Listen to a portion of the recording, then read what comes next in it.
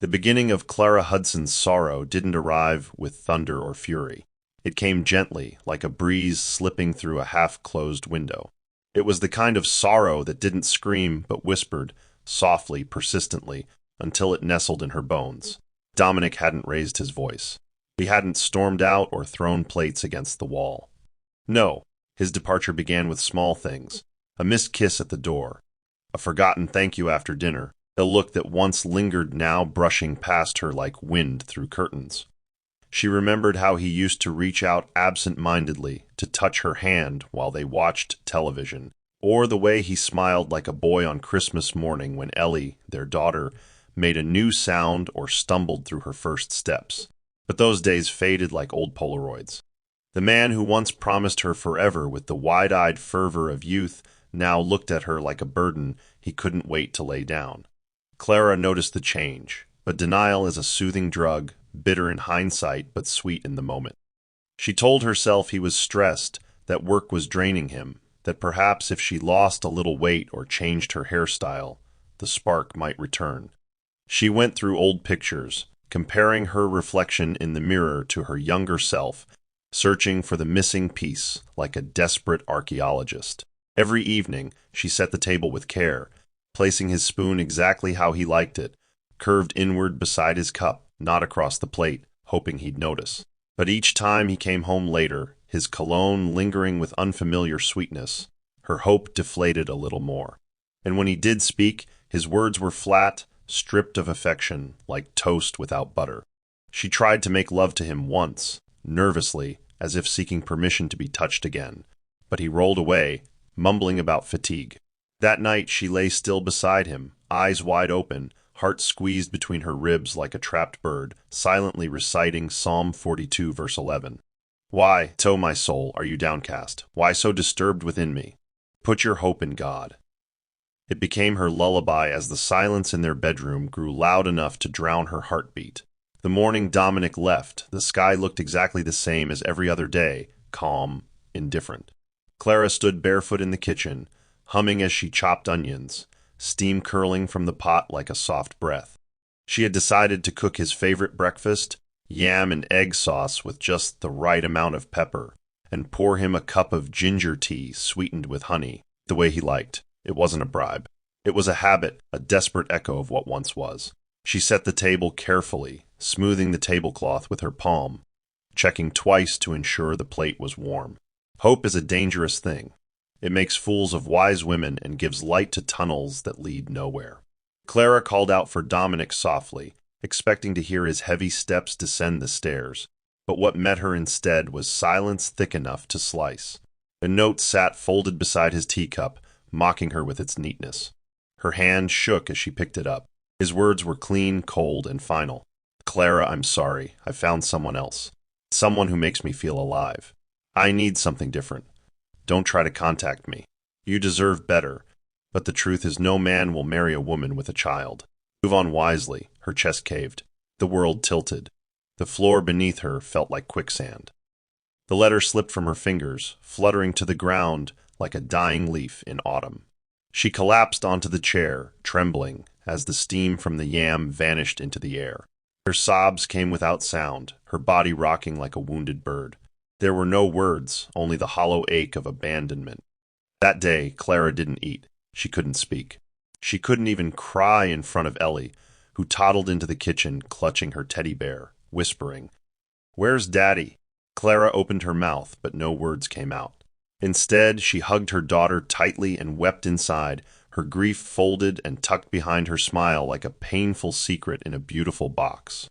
In the days that followed, Clara learned that a broken heart doesn't kill, it just teaches you how to live with pain. She moved through the house like a ghost, brushing past memories that refused to leave. The wardrobe still smelled of him.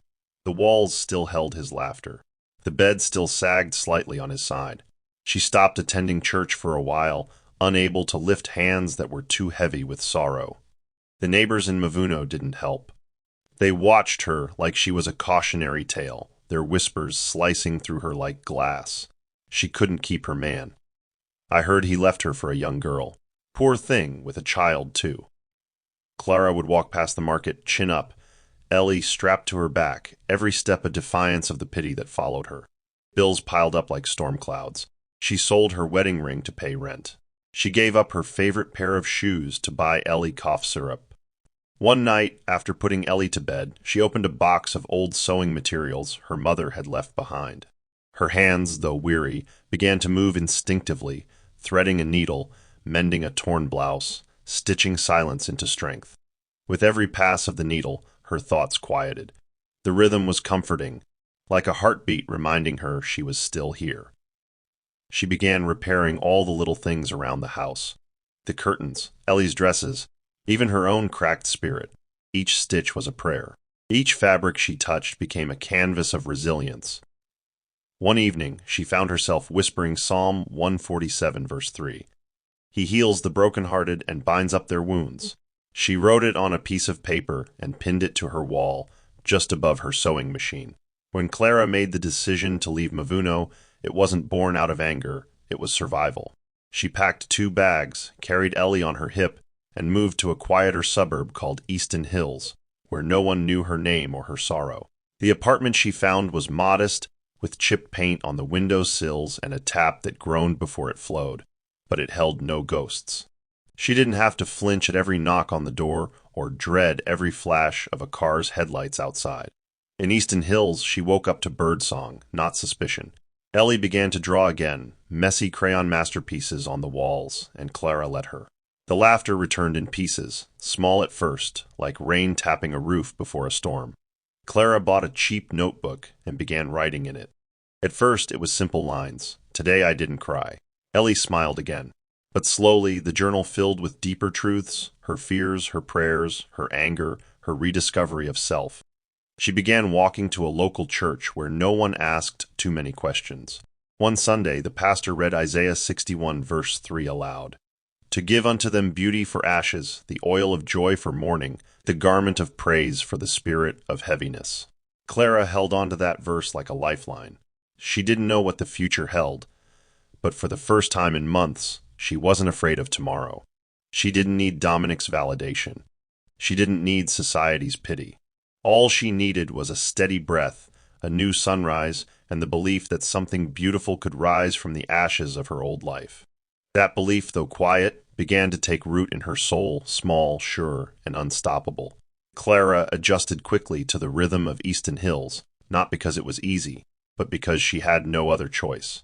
The world no longer waited for her sorrow to heal. Life in that suburb was quiet, yet it pressed in on her in its own way. The mornings came without ceremony, just the chirp of birds and the occasional groan of a neighbor's faulty generator. Clara rose before dawn, often before the alarm she never set. She made Ellie's lunchbox with one hand while ironing her only good blouse with the other, her mind juggling a mental to-do list that never seemed to end. She didn't complain. Complaining felt like a luxury now. The woman she used to be, the one who wore light makeup to bed just so Dominic would think she woke up flawless, felt like a character in someone else's dream. That version of Clara had died the day Dominic's letter hit the floor like a dropped knife. In Easton Hills, she was reborn, but not into glamour. She was reborn into grit. Clara began taking on small tailoring jobs from women in the neighborhood. A hem here, a blouse adjustment there. The money wasn't much, but it was honest, and for the first time in a long time, her hands were not idle. She would work late into the night, her old sewing machine rattling like a tired drummer, the needle stitching not just fabric, but her sanity. Ellie, bless her soul, would often curl up nearby with a blanket, occasionally mumbling in her sleep about school or cartoon characters. Those moments were Clara's balm. They were not grand. They were not loud, but they were sacred. The first real client came from the woman who sold pepper down the street. Her name was Nancy, and she had a sharp tongue but a kind heart. One afternoon, Nancy saw Clara mending a tear in her own wrapper outside and stopped in her tracks. "You sew?" she asked, squinting at the even lines of thread. Clara nodded, not trusting her voice. "You fix my daughter's gown for church?"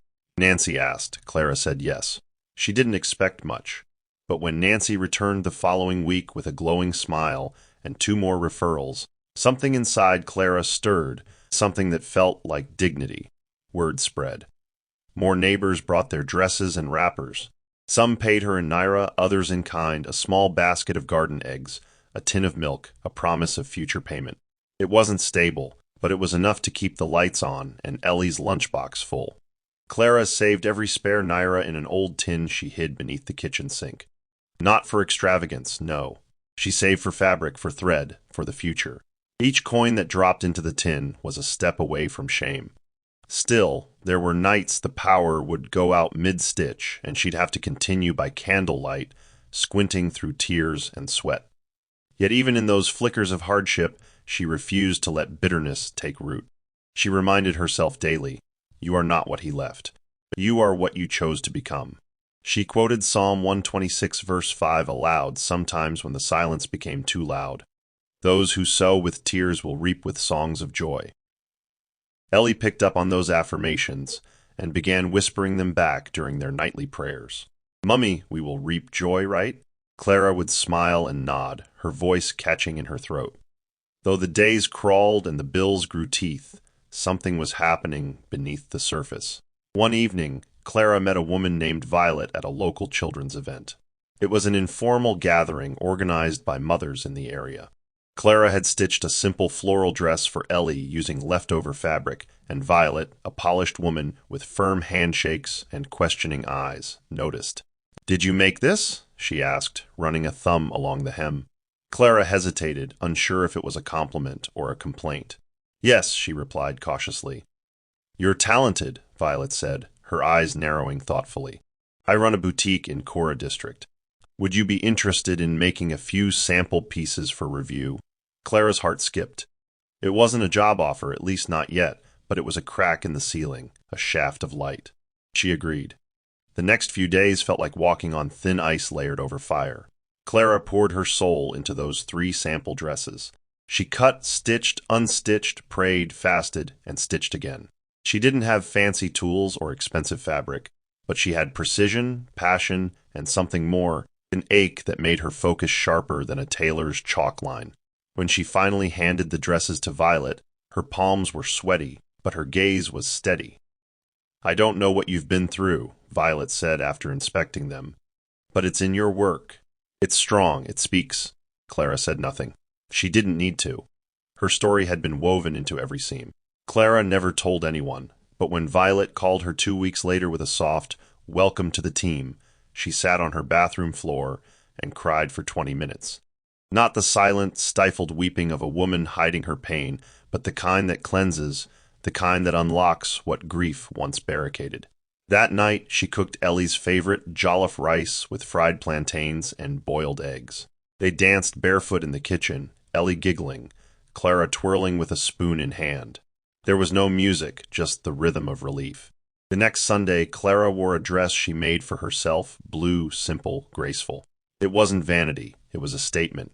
She walked into church, not as a divorced woman, not as a single mother, but as a phoenix wearing the ashes of her past like armor. People looked. Some whispered. Some smiled. She didn't care. She wasn't there for applause. She was there for gratitude.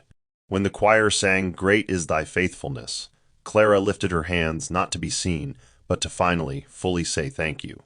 And when Ellie reached up and held her mother's wrist during worship, Clara looked down and whispered, "You see this child? You meant her for disgrace." But God rewrote her story. Later that evening, she opened her journal and wrote one sentence, "I am not broken, I am being built."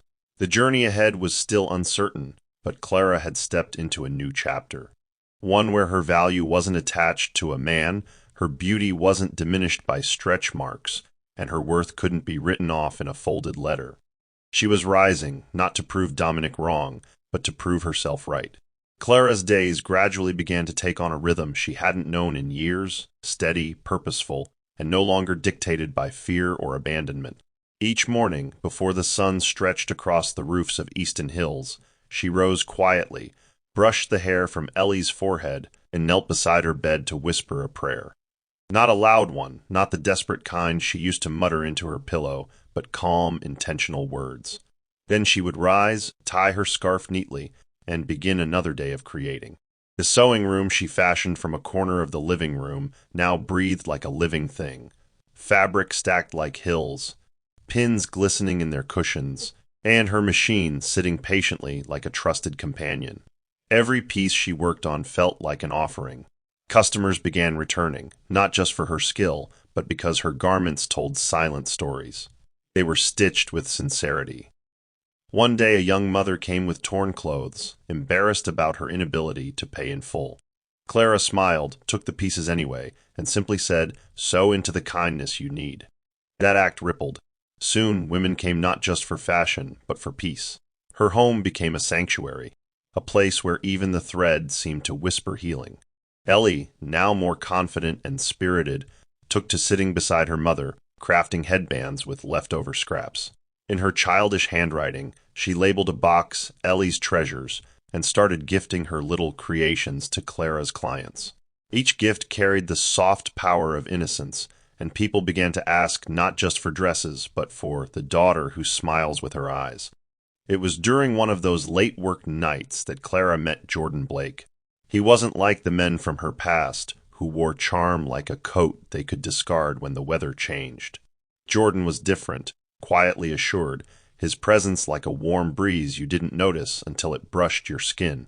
They first crossed paths at a community clinic. Ellie had come down with a cough that kept her up at night, and Clara rushed her to the nearest medical center. She was waiting in line at the pharmacy, eyes weary, scarf untied, holding Ellie's hand when she felt someone tap her shoulder. "You dropped this," he said, handing her a tiny coin that must have rolled from her pocket. She mumbled a thank you and offered a tired smile, not thinking much of it. But over the next few visits, their paths kept crossing, once in line at the post office, again at the grocery stall, and then one breezy Sunday at the local children's park. That day, Ellie and a small boy were fighting over a swing when Clara heard the other parent's voice intervene gently. "Micah, share, please." She turned, and there he was again. "We meet again," Jordan said with a soft chuckle, extending his hand. "I'm Jordan, Micah's dad." From that moment, their conversations grew from polite nods to lingering talks under the shade of almond trees. Clara learned he was a widower, raising his son alone after his wife passed unexpectedly 2 years ago. His eyes didn't carry pity, only depth. They didn't ask invasive questions or press into her past. Instead, he listened to her silences, to her laughter, to the way she spoke about sewing like it was a form of prayer. And slowly, without either of them planning it, a friendship took root, one watered by trust, warmed by shared experiences, and protected by time. Jordan's presence in Clara's life unfolded like morning light, gentle, unhurried, and full of quiet promise. He never tried to fix her. Instead, he stood beside her like a lighthouse, steady, silent, always guiding but never forcing. He would stop by occasionally with fresh bread from the bakery near his office, or help carry fabric rolls up the stairs to her apartment. Ellie adored him in the innocent way only children can love, with complete trust and bright eyes. She often invited Micah over, and soon their laughter became a familiar echo in the house. Clara tried not to overthink it. She reminded herself daily that she had once believed in forever and been left with goodbye. But there was something about Jordan that made her breath slower, her guard lighter. One afternoon he sat quietly beside her as she sewed, not speaking, not moving, just present. She looked up and said, "You don't have to stay, you know." He replied, "I'm not here because I have to be. I'm here because I want to be." Her hands paused mid-stitch. The moment didn't require a response. It simply existed, pure, unforced.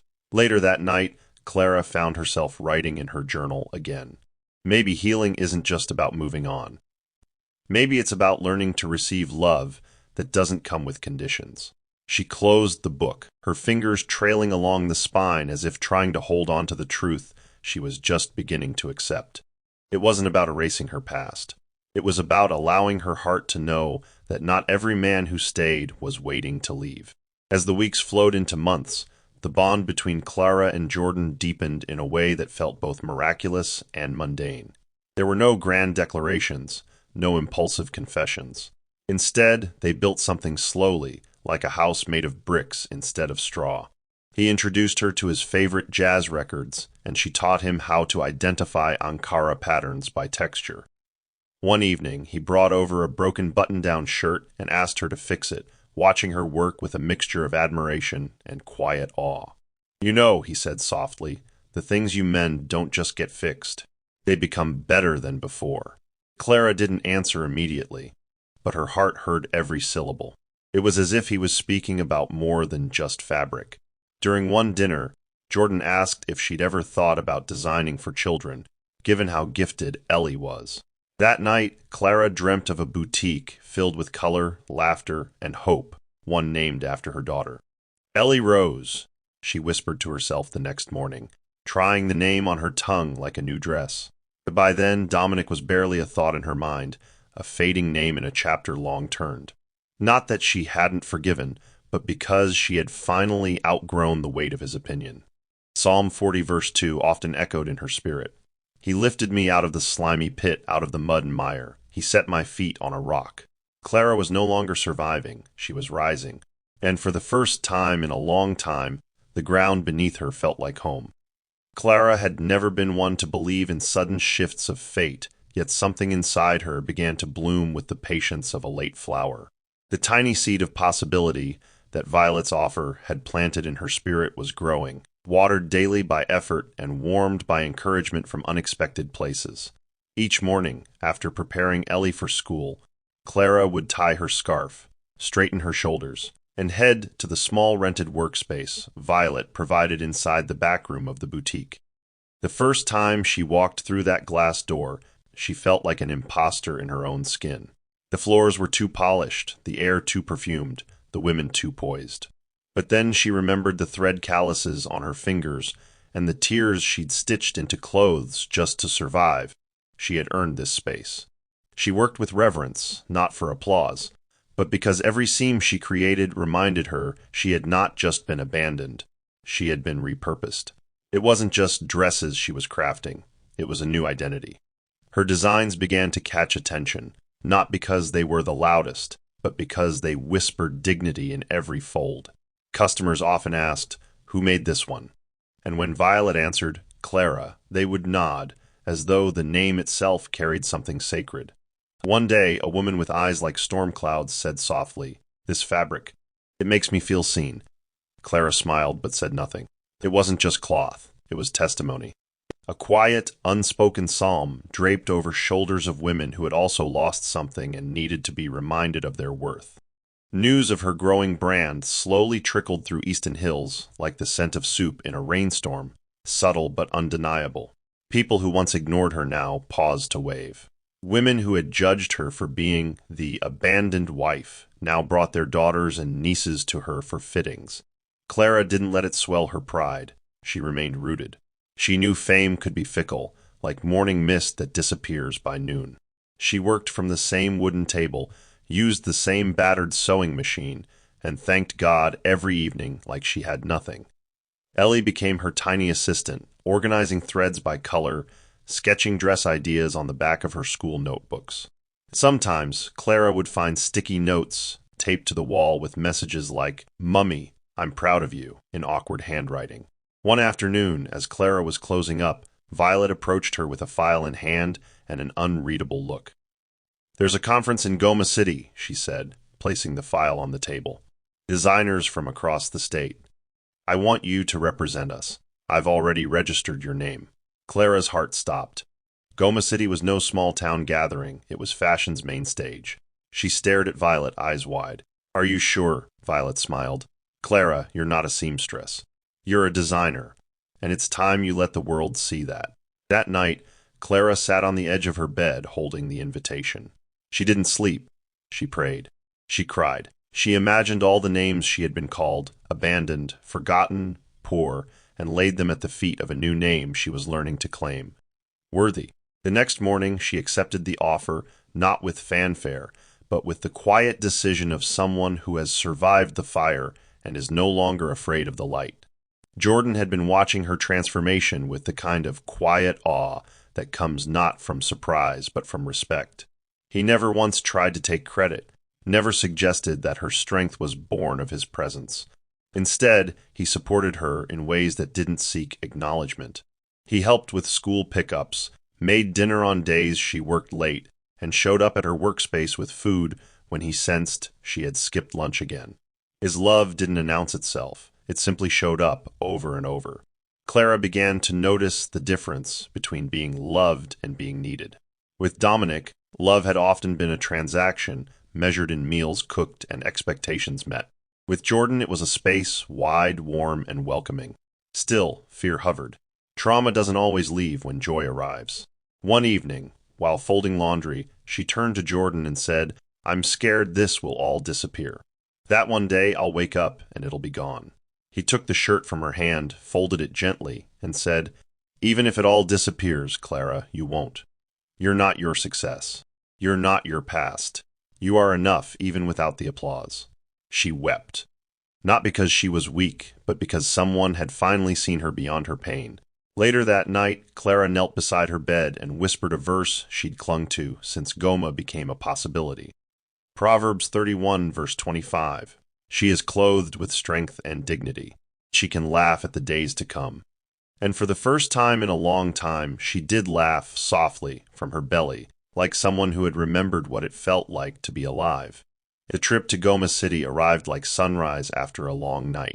Violet arranged her transportation and hotel, but Clara still packed her own food, bringing groundnut cake, dried fish, and roasted plantain just in case. She had grown too familiar with scarcity to trust comfort completely. The city dazzled, glass towers, polished sidewalks, endless lights. But Clara walked through it with poise, not because she was trying to impress anyone, but because she had carried her wilderness into the palace and survived. The conference hall was large, with panels of judges and rows of designers whose names had graced magazine covers. Clara stood quietly in her corner, adjusting mannequins, pinning fabric, ignoring the stares of those who didn't recognize her name. But when her designs were unveiled, the murmurs began. They weren't gaudy or overly dramatic, just clean lines, vibrant African prints, thoughtful detail. When one of the judges asked her inspiration, Clara responded, "I wanted to design something for the woman who's been overlooked, the woman who has cried in silence and still showed up. This collection is for her." The room fell quiet. One of the judges nodded slowly, eyes misty. When the winner was announced, Clara didn't hear her name at first. It was Ellie's squeal from the back of the hall that brought her back to the moment. She had brought her daughter with her, against all odds, because she wanted Ellie to see her mother rise. That night, as they sat in the hotel room eating suya from a foil pack, Ellie whispered, "Mummy, you're a star." Clara kissed her forehead and whispered back, "So are you, my love. You were my first light." Somewhere outside, the city lights glittered. But inside, it was Clara's glow that filled the room. The morning Dominic returned to Easton Hills was both ordinary and symbolic, like a storm disguised as clear skies. Clara had just returned from the market, her hands full of yam and tomatoes, her mind already slicing the ingredients into the evening's dinner. Ellie was at school, and the house was unusually quiet, filled only with the hum of the fridge and the occasional creak of wooden floorboards. She didn't expect a knock on the door, especially not that knock. It was firm, impatient, and strangely familiar. She wiped her hands on her wrapper and opened it halfway, only to freeze. There he was, Dominic, standing on her doorstep like an old photograph brought to life. He was thinner, his beard unkempt, his eyes carrying a hint of what looked like humility, or perhaps exhaustion. He offered a strained smile. "Clara, can we talk?" The silence between them stretched like cloth on a hanger. For a brief moment, all the pain rushed back, the note, the tears, the nights on the bathroom floor. But Clara had changed, and so had her silence. She stepped back slightly, allowing him in without words, not because she owed him a conversation, but because her peace was no longer fragile. Dominic looked around the small living room, noting the framed photo of Ellie beside Clara's sewing machine. "You've done well," he said, almost to himself. She didn't respond. She poured a glass of water and handed it to him. He took it like a man unfamiliar with grace. When he finally spoke again, his voice cracked like dry wood. "I made a mistake." Clara leaned against the table, arms folded. "You made a choice," she corrected softly. There was no bitterness in her voice, only truth. He nodded slowly. "I thought leaving would make me happy. I thought Sienna was different." Clara looked him in the eye for the first time and said, Different doesn't mean better. And some things, once broken, become wiser, not available. Dominic's apology stumbled out like a man learning to walk. He told her he had lost everything: Sienna, his job, his savings. He said things hadn't worked out, that life outside their home had been colder than he imagined. I laughed at you, he confessed, voice heavy with shame. Told you no one would want a woman with a child. But now I see there's a line of people who see your worth, and I was blind. Clara didn't flinch. She listened without interruption, letting him bleed his guilt across the floor. But in her eyes there was no invitation to stay, just a mirror. A clear reflection of what he had discarded. I'm not angry, Dominic, she finally said. Anger is heavy, and I've got better things to carry. He reached for her hand, a gesture that once would have melted her resolve. But she gently pulled away, not in cruelty, but in clarity. You left, and in your absence, I found more than I ever thought I could. I found myself. I found Ellie's laughter again. I found love that didn't make me beg for attention. He looked at her, tears brimming in his eyes. Do you love him? He asked quietly. Clara nodded. Yes, but more than that, I love me now. The words didn't need to be shouted. They landed like thunder wrapped in silk. Dominic bowed his head. I don't expect anything. I just wanted to say I'm sorry. Clara believed him. She could see the man before her wasn't the same arrogant figure who once walked away. But forgiveness didn't mean reinstatement. She could offer peace without offering a seat at her table. Before he left, he turned once more. Ellie, can I see her? Clara's face softened. She's at school, maybe one day. But not today. Today isn't about the past. She closed the door behind him gently, not like a slammed ending, but like a chapter that no longer needed rereading. After Dominic's visit, Clara didn't break down. Instead, she took a long walk through Easton Hills, her feet remembering the roads she once trudged in tears.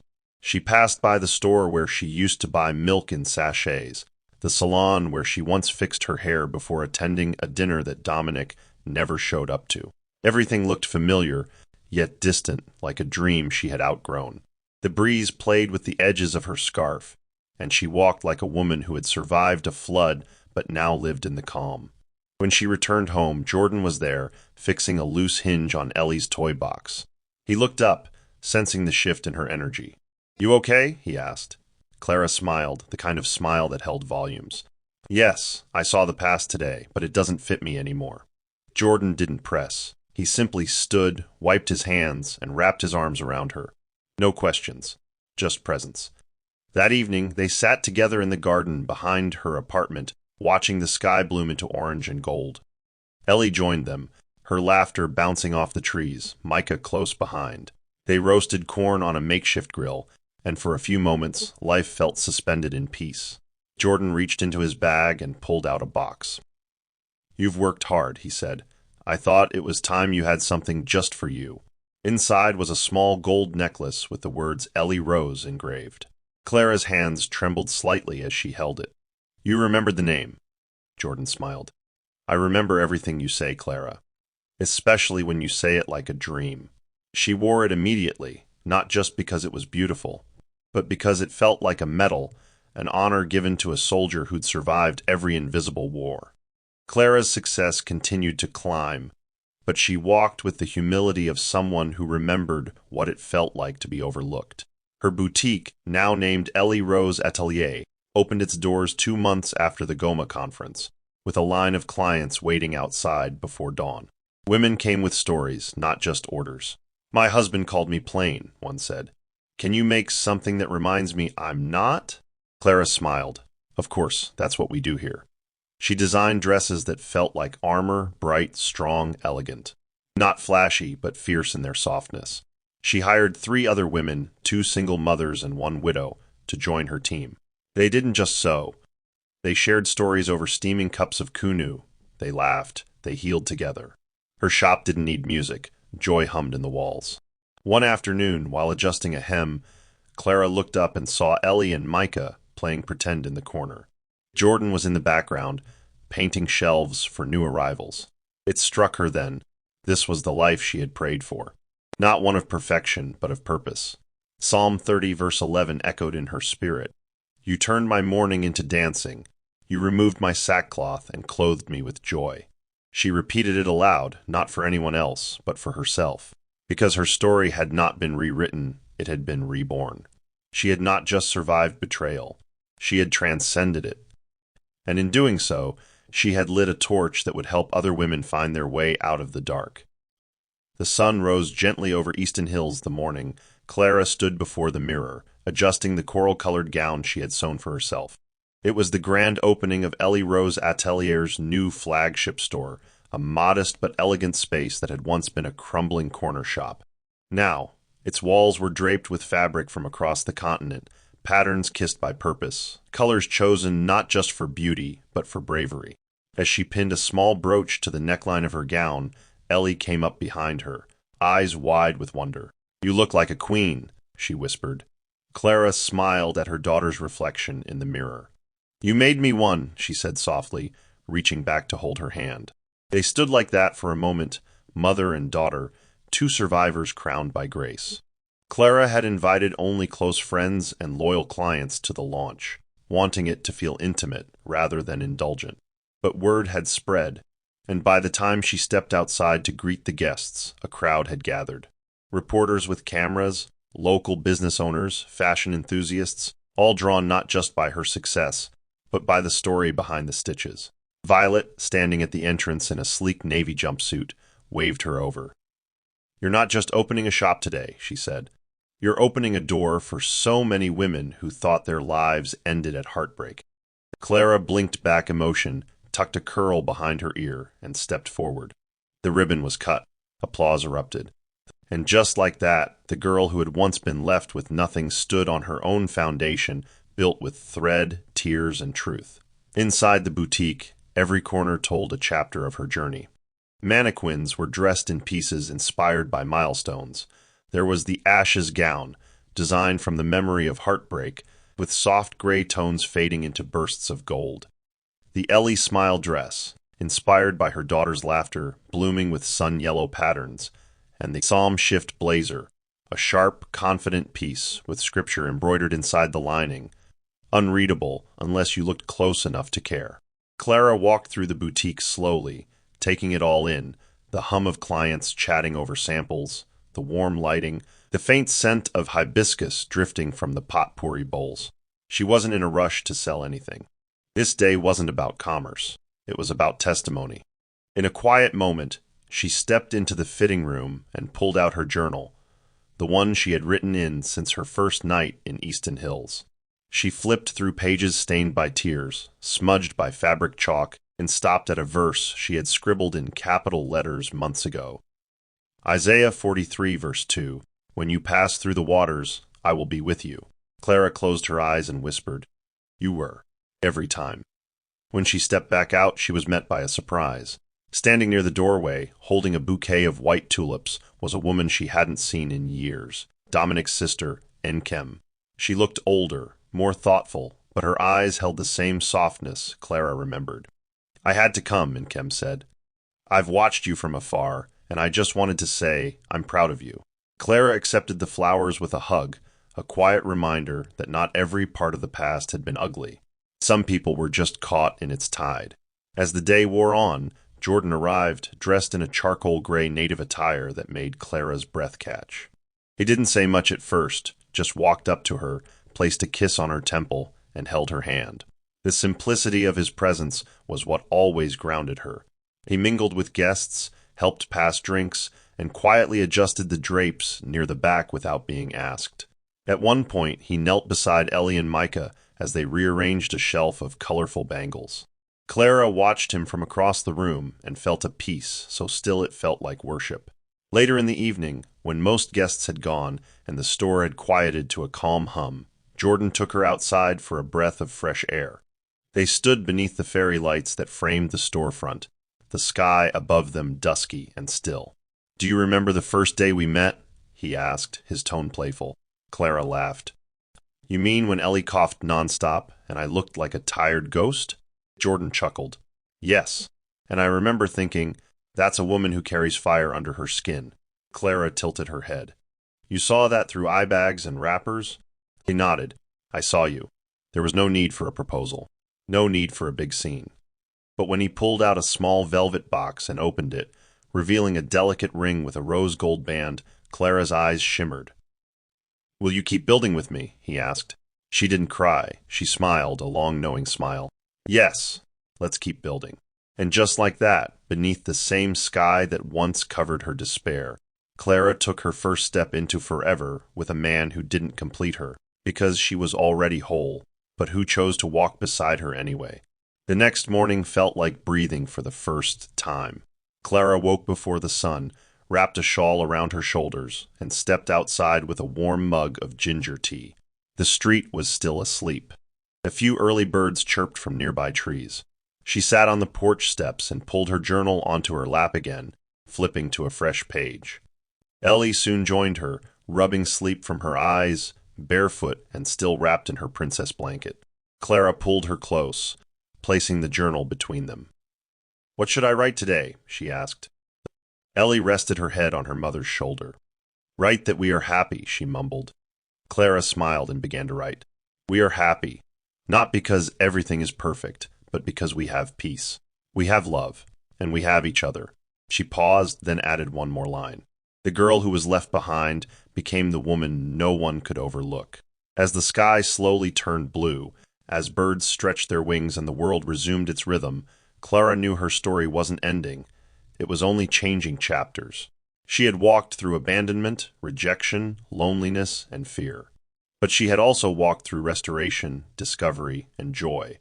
She no longer carried the label of the woman with a child, discarded and mocked.